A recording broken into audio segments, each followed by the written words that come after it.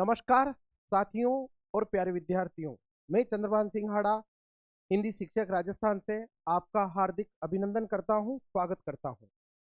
आज हम विवेचन करने जा रहे हैं कोटा विश्वविद्यालय से बीए पार्ट प्रथम के हिंदी साहित्य के विद्यार्थियों का प्रथम प्रश्न पत्र का मूल्यांकन। बच्चों की एक विशेष डिमांड पर मैं इसका विवेचन करने और आज विश्लेषण करने जा रहा हूं।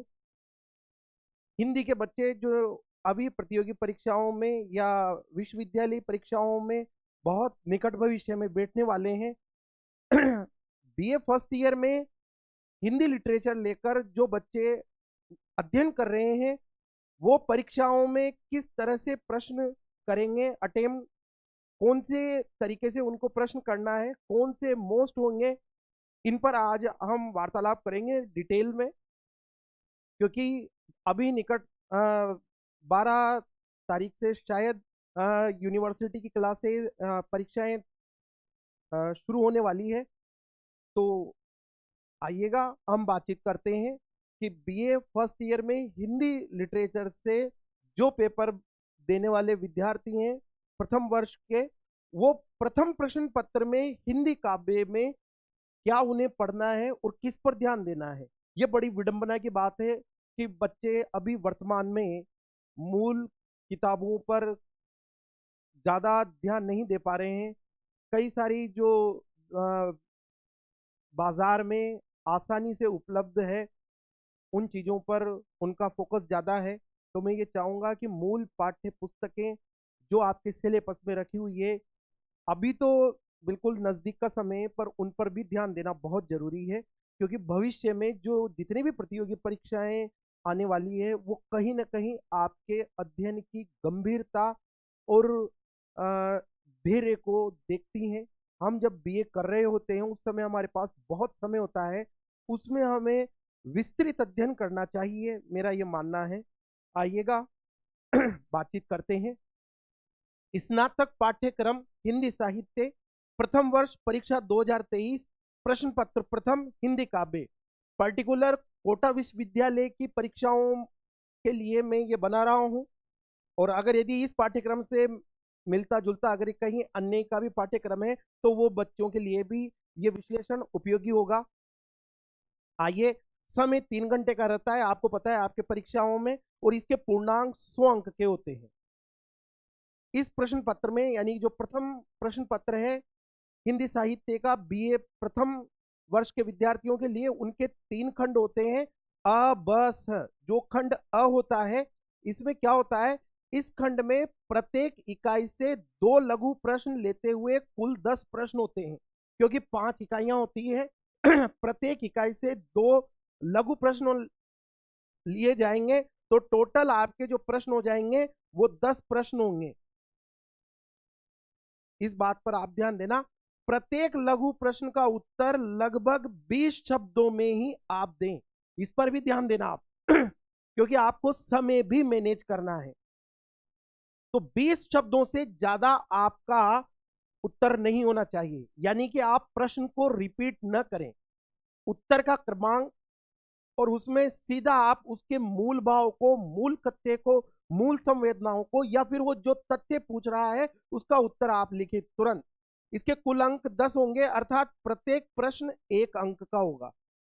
ये जो पहले 10 क्वेश्चन करने आपको, वो प्रत्येक क्वेश्चन 1 अंक का होगा। प्रत्येक इकाई से 2 प्रश्न लिए जाएंगे और 5 इकाइयां हैं, तो इस तरह से आपके कुल 10 प्रश्न खंड अ से होंगे। अब हम देखते हैं खंड ब को। खंड ब में क्या है, देखो इसको भी आप आसानी से समझने का प्रयास करें। इस खंड में प्रत्येक इकाई से 2 प्रश्न अथवा व्याख्या, यानी वो प्रश्न भी हो सकते हैं और व्याख्याएं भी हो सकती है, लेते हुए कुल 10 प्रश्न अथवा व्याख्याएं होंगी। या तो वो 10 प्रश्न हो सकते हैं या वो 10 व्याख्याएं हो सकती है 5 इकाइयों से, प्रत्येक इकाई से 2।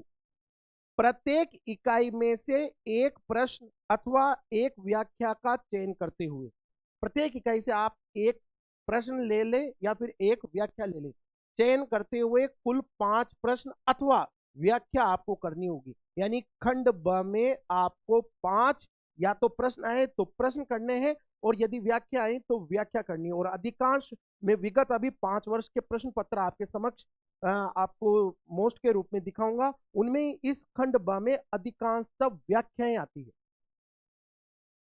तो आपको कुल प्रश्न 5 करने खंड ब से। प्रत्येक प्रश्न अथवा व्याख्या का उत्तर लगभग 250 शब्दों में होगा। यानी कि आपकी कॉपी का आगे और पीछे का पेज लगभग 250 शब्दों में होगा। कुल अंक आपके 50 होंगे। यानी प्रत्येक प्रश्न जो होगा यानी उसका उत्तर 10 अंक का होगा। आप 5 उत्तर लिखेंगे इसमें तो आपके 50 अंक इसके होंगे। इस तरह से आपका खंड ब कंप्लीट होता है। अब आइएगा आपका तीसरा खंड स। इसमें क्या होता है ये देखिए, इस खंड में 4 प्रश्न वर्णनात्मक होंगे। यानी कि ये निबंधात्मक क्वेश्चन, यानी जिनको हम सामान्य भाषा में बोलते हैं बड़े क्वेश्चन। 4 प्रश्न होंगे। प्रश्न में भाग भी हो सकते हैं, यानी कि जो प्रश्न आपके पेपर में आएगा उसके पार्ट हो सकते हैं। एक ही प्रश्न में 2 या 3 पार्ट वो मिक्स करके भी आपके समक्ष पेपर में दे सकते हैं, जो सभी इकाइयों में से दिए जाएंगे। किंतु प्रत्येक इकाई से एक से अधिक प्रश्न नहीं होगा। अब इकाइयां हमारे पास 5 है, प्रत्येक इकाई से एक ही होगा क्वेश्चन। 2 प्रश्नों के उत्तर दिए जाने आपको। जो 4 प्रश्न पूछे जाएंगे उनमें वो कोई सी भी इकाइयों से हो सकते हैं, उनमें से आप 2 निबंधात्मक प्रश्नों के उत्तर देंगे। प्रत्येक प्रश्न का उत्तर लगभग 500 शब्दों में होगा। लगभग 4 साढ़े 4 पेज आपकी कॉपी के, 4 पेज तो नहीं है।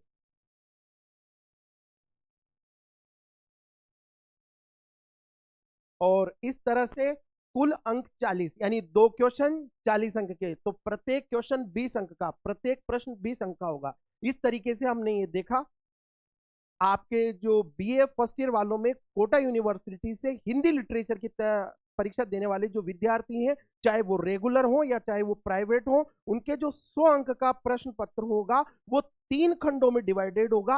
अ ब स। अ में लघुत्रात्मक प्रश्न होंगे जिनमें 20 शब्दों में आपको उनके आंसर देने हैं। प्रत्येक क्वेश्चन 1 अंक का होगा। 10 क्वेश्चन करने हैं, यानी 10 नंबर का आपका खंड अ होगा। खंड ब में आपको 10 क्वेश्चन है या व्याख्या भी हो सकती है, उनमें से आपको 5 करने हैं। प्रत्येक क्वेश्चन आपका 10 अंक का होगा। इस तरीके से 50 अंक का खंड ब होगा।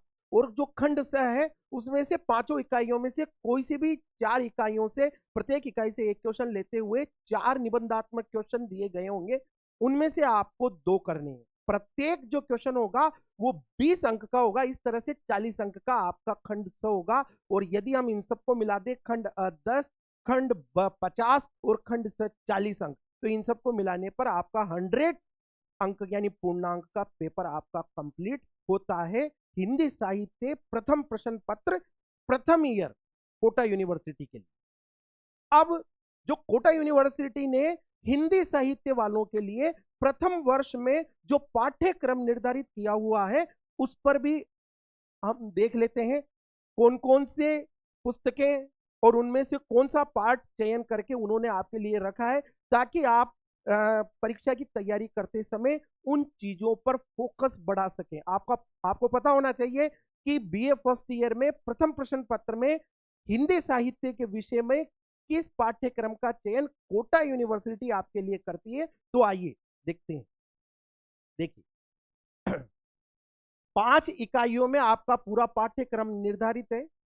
जो 5 इकाइयां हैं उनमें जो प्रथम इकाई है उसमें क्या दिया हुआ है, तो देखें प्रथम इकाई में सबसे पहले जिस पुस्तक का चयन कोटा यूनिवर्सिटी ने आपके लिए किया है वो पृथ्वीराज रासो है, प्राचीन काव्य से। पृथ्वीराज रासो अपने आप में बहुत महत्वपूर्ण रचना है, पर पृथ्वीराज रासो तो काफी बड़ी रचना है। मैं आपके समक्ष बताना चाहूंगा, ये देखिए आप, ये पृथ्वीराज रासो है बेटाओ, और ये एक पार्ट है उसका खंड अ। ऐसे पृथ्वीराज रासो के 4 पार्ट हैं। तो सारा पृथ्वीराज रासो नहीं पढ़ना है हमें, वो भी जानते हैं। तो उन्होंने आपको बानकी के रूप में इसका पूरी इस पुस्तक का पद्मावती समय आपके लिए लगाया है।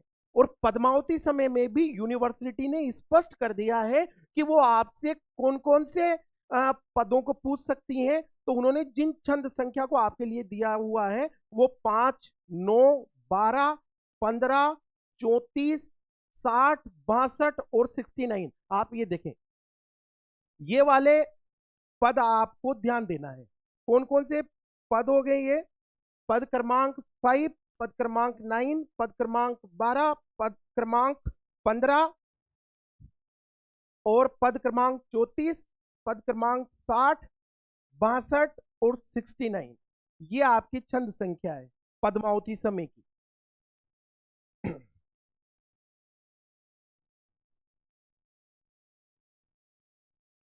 अब मैं आपसे यहां बताना चाहूंगा पद्मावती समय क्या है, क्योंकि पृथ्वीराज रासो तो काफी बड़ा है, 69 समय उसमें।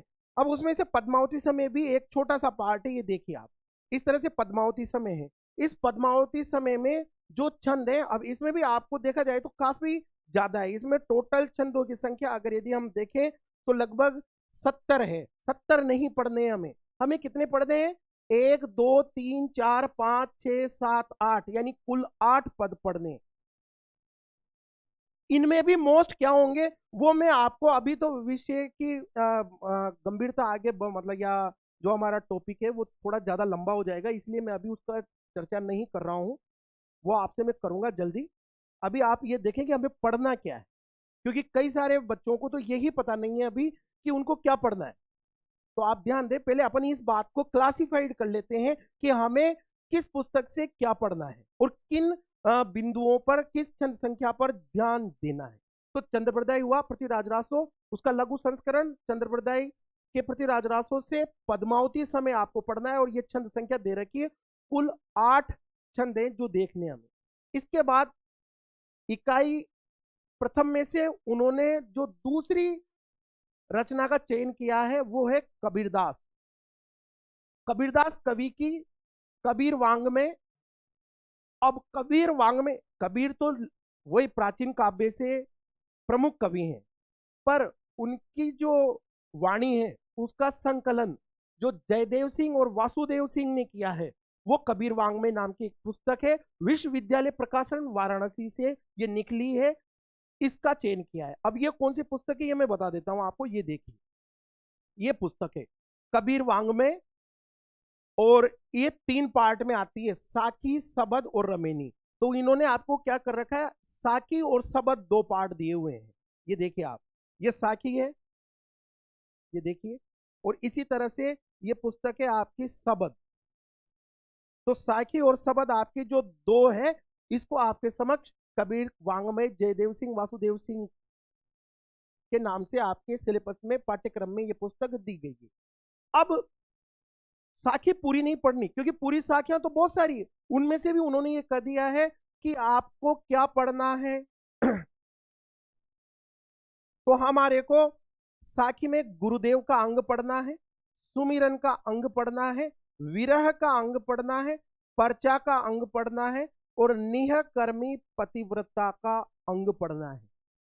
पर अब ये बीए फर्स्ट ईयर वाला विद्यार्थी यहां पर भी कंफ्यूज हो सकता है, आप ध्यान देना, क्योंकि ये जो 5 अंग हैं इस साखी में बहुत से अंग हैं, उनमें से आपको केवल ये 5 अंग पढ़ने हैं। प्रत्येक अंग में बहुत से छंद हैं। तो यूनिवर्सिटी ने आपके लिए क्या किया है, छंद संख्या को भी सीमित कर दिया है। उन्होंने ये कहा है कि पूरे अंग नहीं पढ़ने हैं।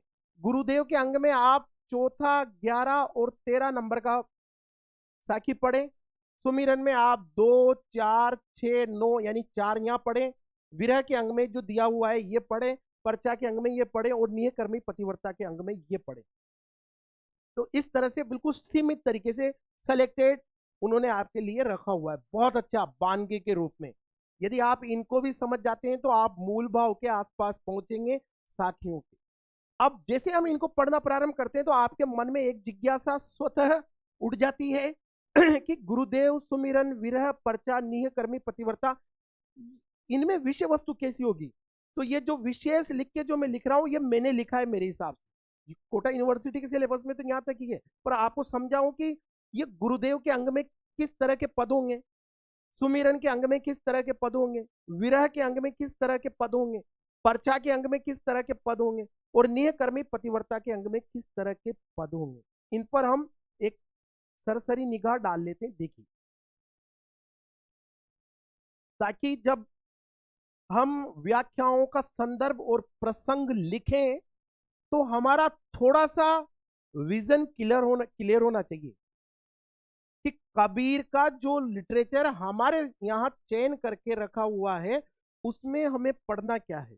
जैसे गुरुदेव का अंग, ये जयदेव सिंह वासुदेव सिंह का कबीर वांग में जो चयन करके आपके लिए साखी के रूप में रखा, उसमें जो 5 अंग उन्होंने दिया है उनमें पहला अंग आएगा गुरुदेव का अंग।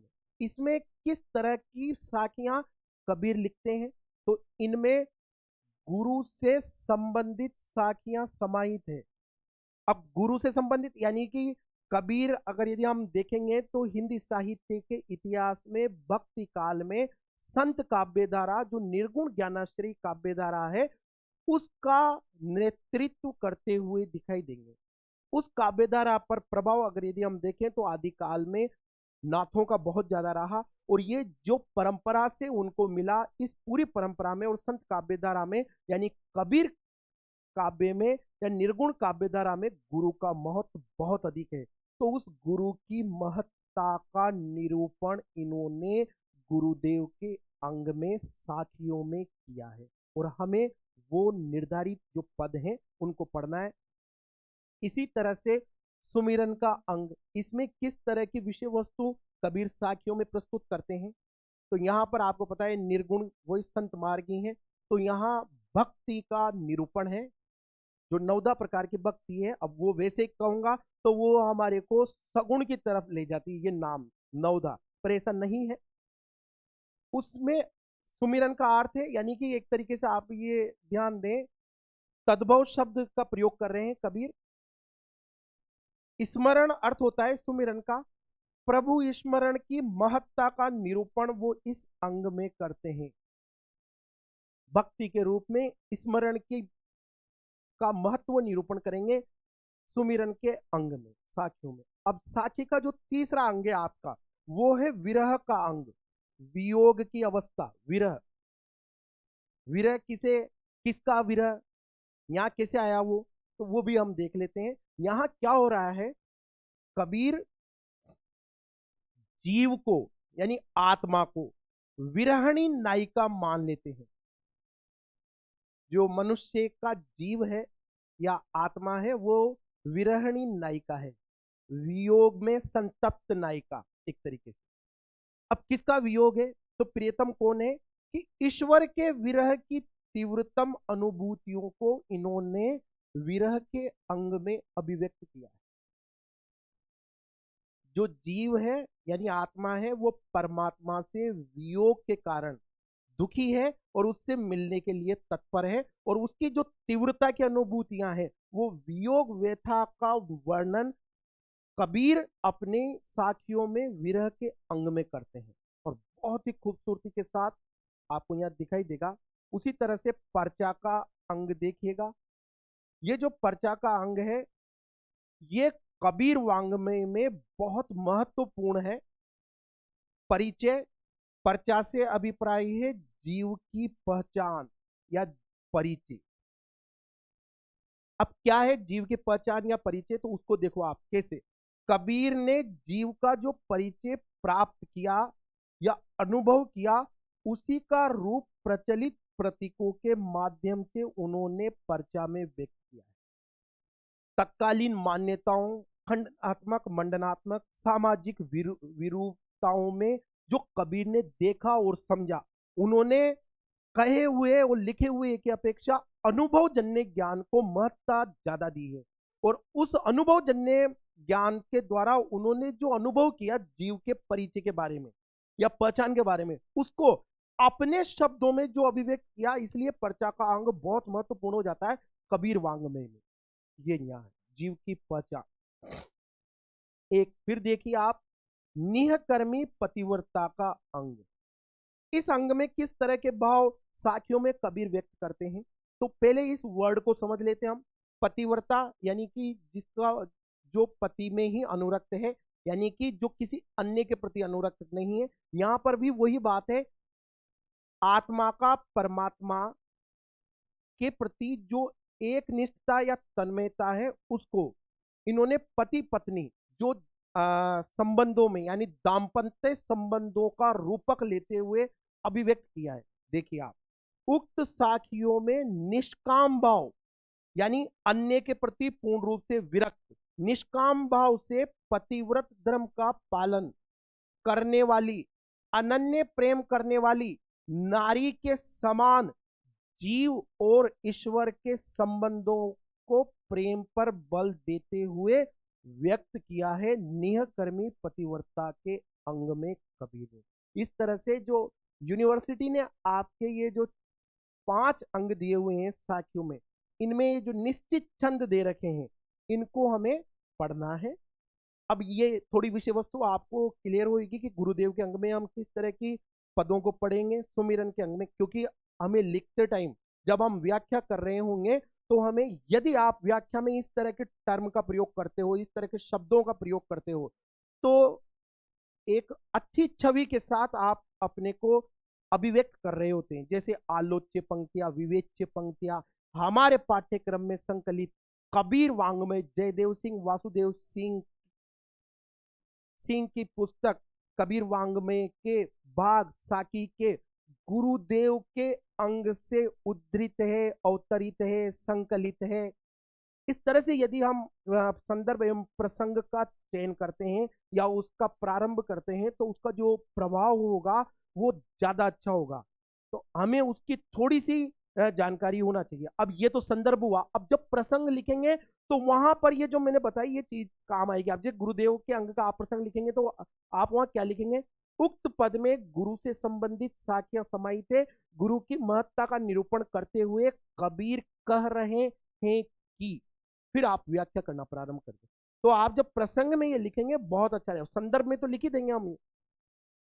आप कितना अच्छा अपने को अभिव्यक्त करते हैं कम शब्दों में, हमें ज्यादा अनावश्यक फैलाना नहीं है। मेरा ये मानना है, आपको ये राय है कि आप अपने को बिहारी की तरह एक्सप्रेस करें। कैसे? कम शब्दों में भावों की गंभीरता को अभिव्यक्त करते हैं। अब इसी तरह से देखिए, शब्द, शब्द साखी आपको बताई दी, ये शब्द है, वही जयदेव सिंह वासुदेव सिंह की पुस्तक शब्द। इसमें ये भी काफी बड़ी पुस्तक है, ये देखिए आप, पूरी नहीं पढ़नी है। इसमें से इन्होंने सेलेक्टेड पद दे दिए हैं 48 114, इस तरह से ये इतने से पढ़ने हैं, यानी कुल 10 पद दिए हुए हैं, ये पढ़ने। आगे देखिए,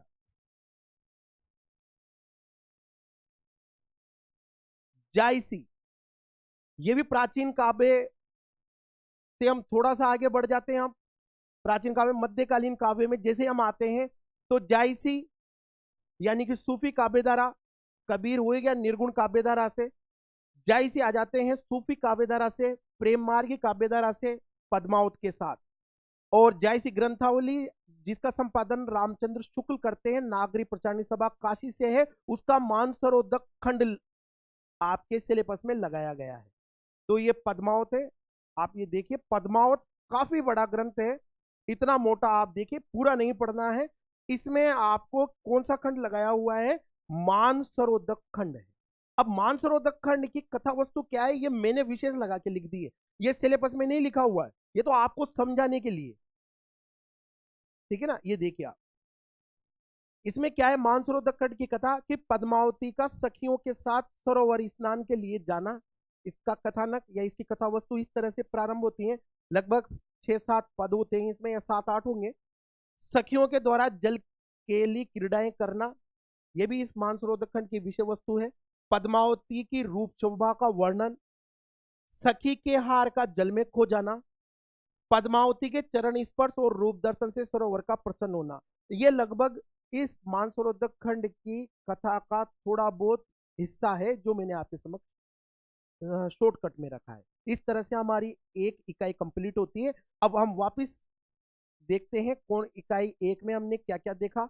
इकाई 1 में हमें जो पढ़ना है वो सबसे पहले चंद्रप्रदाय पृथ्वीराज रासो से पद्मावती समय पढ़ना है, कबीरदास से साखी और शबद पढ़ने हैं।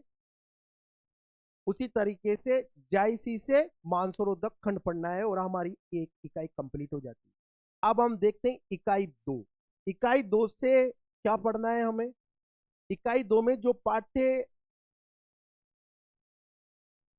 चर्या रखी हुई है वो इस तरह से, सूरदास भक्ति काल से सगुण काव्यधारा से चयन किया है। सगुण काव्यधारा में कृष्ण काव्यधारा और कृष्ण काव्यधारा जो है उससे इन्होंने उठाया है सूरदास जी को, और सूरदास जी की जो प्रसिद्ध रचना है सूरसागर।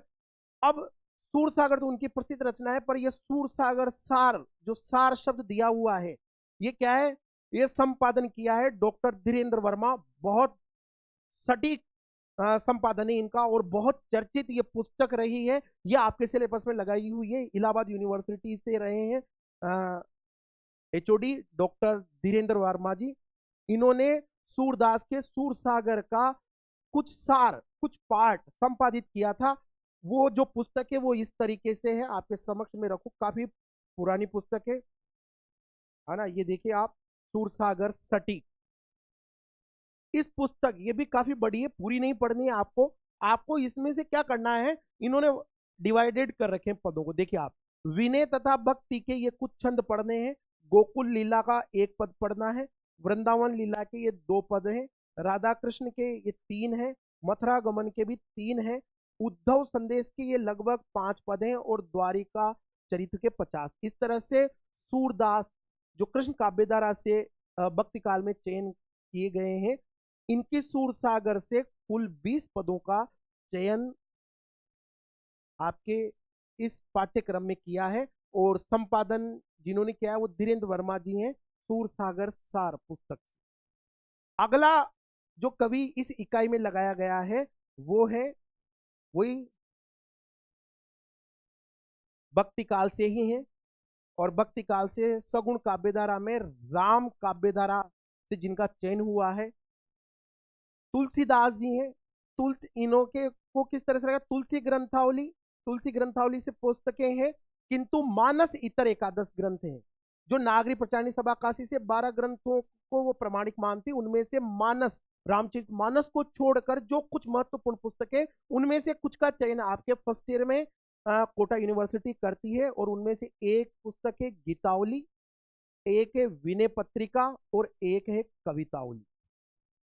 अब ये देखिए, गीतावली जो है वो किस तरह की है, इसमें भी आपके देखिए गीतावली भी ये काफी बड़ी पुस्तक है। ये देखिए आप, ये गीतावली। अब ये गीतावली में पूरा नहीं पढ़ना है, इन्होंने स्पष्ट कर दिया है। इस गीतावली से इन्होंने 3 कांड उठाए, बाल कांड, अयोध्या कांड और लंका कांड। किंतु बाल कांड से तो पद क्रमांक 23, अयोध्या कांड से 3 पद हैं, और लंका कांड से 1 पद है। इस तरह आप गीतावली तुलसीदास जी की पढ़े। विनय पत्रिका जो बहुत चर्चित पुस्तक है, अधिकांश इससे जरूर पद आते हैं। ये देखिए आप, विनय पत्रिका, ये भी काफी बड़ी पुस्तक है, ये देखिए। और विनय पत्रिका पर जो सबसे चर्चित टीका है वो वियोगी हरि जी की टीका है, और उसी से ही मैं आपको बता रहा हूं। पद क्रमांक 105, 162, 72, 74 और 198, यानी 5 पद विनय पत्रिका से दिए हुए हैं। और कवितावली से इन्होंने अयोध्या कांड का चयन किया है, जिससे ये लगभग पद हैं, यानी कुल मिलाकर तुलसीदास के लिटरेचर से 22 पद आपको रखे गए हैं। अगले कवि के रूप में जो इकाई 2 में हमारे समक्ष हमारे इस प्रथम पाठ्यक्रम में रखे गए हैं वो ये हैं, आप ये देखें, रसखान।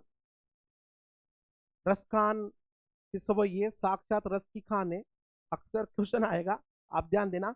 रसखान रचनावली ये रखा है, ये भी आपके वही है। भक्ति काल में संप्रदाय निरपेक्ष काव्यधारा में जिन कवियों को हम पढ़ते हैं उनमें रसखान और मीरा 2 चर्चित नाम हमारे समक्ष हैं, और दोनों को ही BA फर्स्ट ईयर में आपके लिए लगाया गया है। बहुत ही सुंदर भावधारा के कवि हैं। इनमें रसखान रचनावली है, किंतु संपादन के ये एक और नाम आता है, तो कंफ्यूज नहीं होना है। ये जो नाम होता है ये इन कवि की रचनाओं का संकलन, संपादन और व्याख्या तिलक करने वाले करेक्टर होते हैं, वो भी प्रामाणिक। तो देखिए संपादन किया है विद्या निवास मिश्र जी ने, और ये जो पुस्तक है ये है वाणी प्रकाशन नई दिल्ली से। अब ये देखिए ये पुस्तक कौन सी होगी ये मैं बता देता, देखो ये पुस्तक है रसखान रचनावली।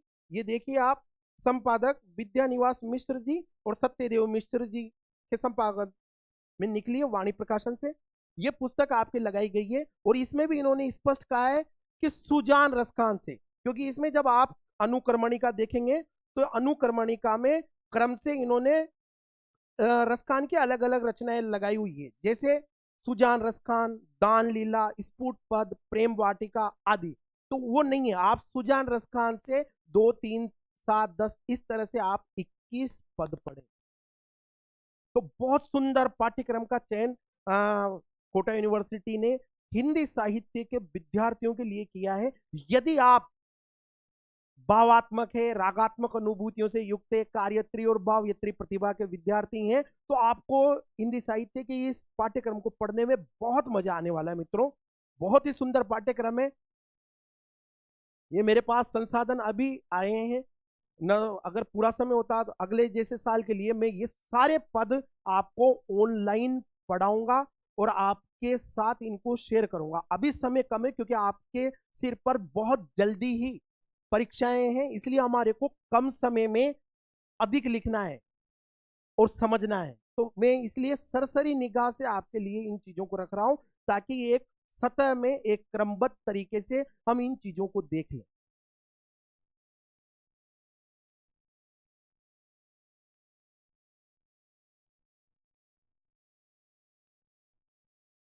वही विशेष इसमें ये मैंने दे दिया है, विशेष कोटा यूनिवर्सिटी ने नहीं दिया हुआ, ये आपकी उसके लिए, ताकि मेरे बच्चों को थोड़ा सा इसमें पता रहे। क्योंकि एग्जामिनर भी, अब देखिए एग्जामिनर महोदय से हम क्या अपेक्षा रखते हैं, जिन्होंने जो आपके लिए पदों का चयन करेंगे, वो ये नहीं चाहते कि आप क्या नहीं जानते हैं। अब ये तो देखो अपने आप में एक यक्ष प्रश्न है, इस दुनिया में संपूर्णता से कोई नहीं जानता है, इसलिए नानक नन्ने ही रहियो जैसी नन्नी दूब, और रूख सूख जाएंगे दूब खूब की खूब। पर कुछ जो मतलब जानकारी में आने चाहिए, या जो जानने के विषय या वस्तु है या कथ्य है, वो आप जानते ही नहीं जानते।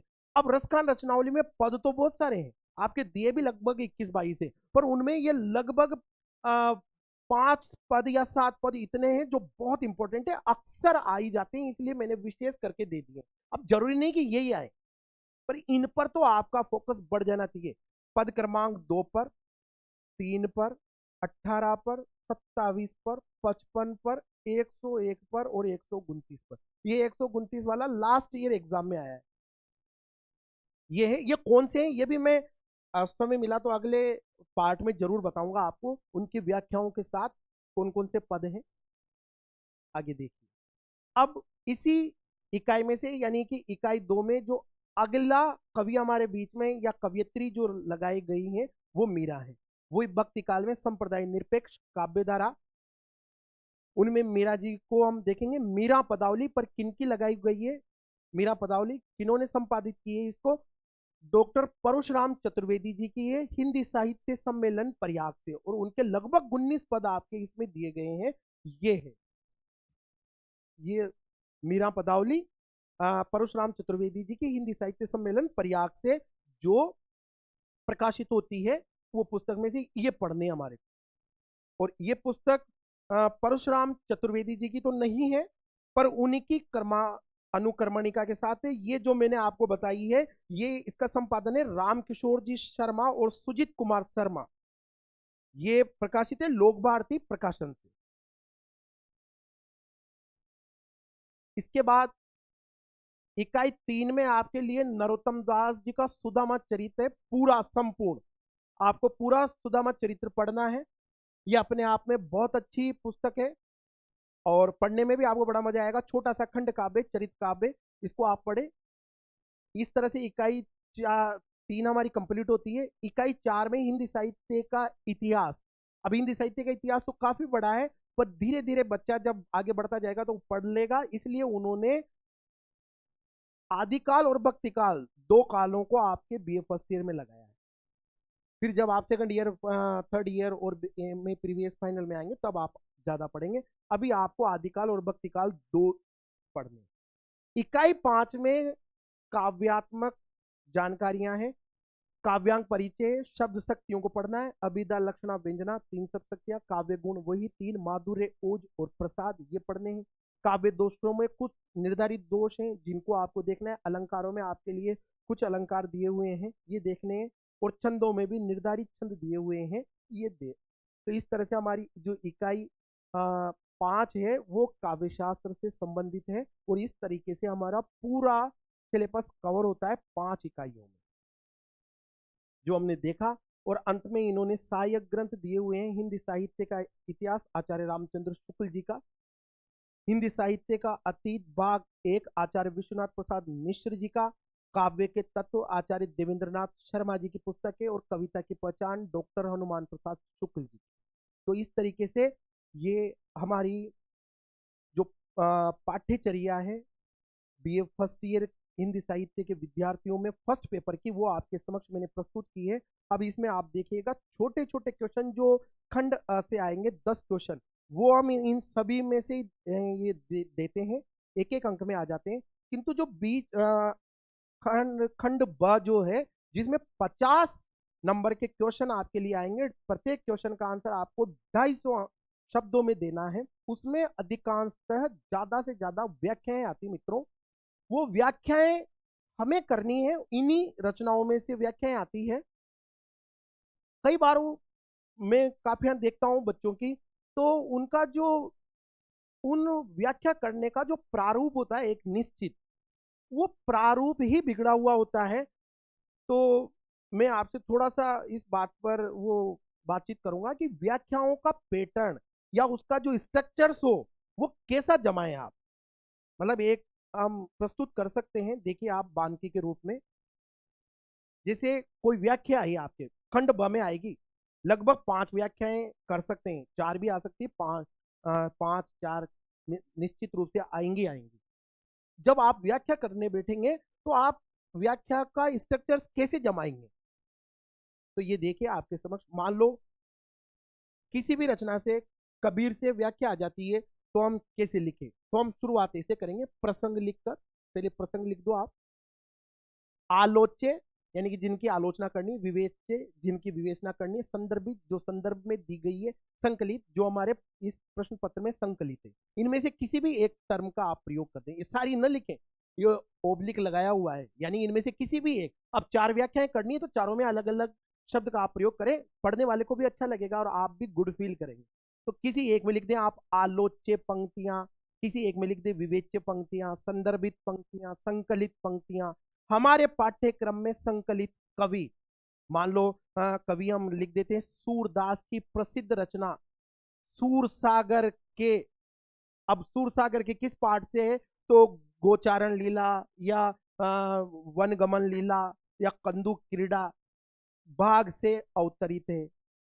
उक्त पंक्तियों में कवि सूरदास कहना चाह रहे हैं कि, फिर देश लगाकर आप व्याख्या पे आ जाए। आपके शब्द भी सरल होने चाहिए, मतलब भाषा जटिल नहीं होना चाहिए। आप कोशिश करें जितना सरल लिखेंगे उतना आप महान होंगे। मतलब उस महान वो है जिसने अपने भावों और अपने विचारों को सरल तरीके से अभिव्यक्त कर दिया।